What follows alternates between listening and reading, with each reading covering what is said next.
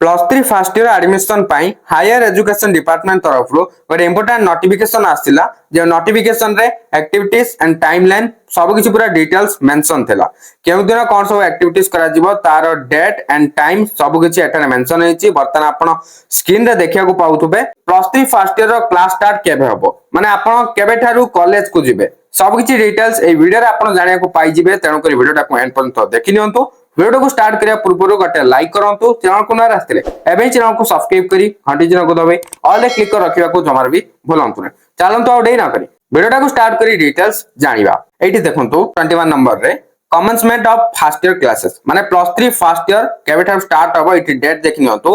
1 अगस्त 2024 Thursday माने गुरुवार दिन तो ई तारीखटा को निहाती भाबरे मन रखि देबे 1 अगस्त 2024 ठारू आपण कॉलेज को जिबे सेही दिन ठारू आपनकर प्लस 3 फर्स्ट ईयर स्टार्ट हे जिवो बर्तन जहां भी किछ इंपोर्टेंट अपडेट थिला म आपन को जणाई साली वीडियोटा को शेयर करी समस्त मकरी अपडेट को पहुंचै दियंतु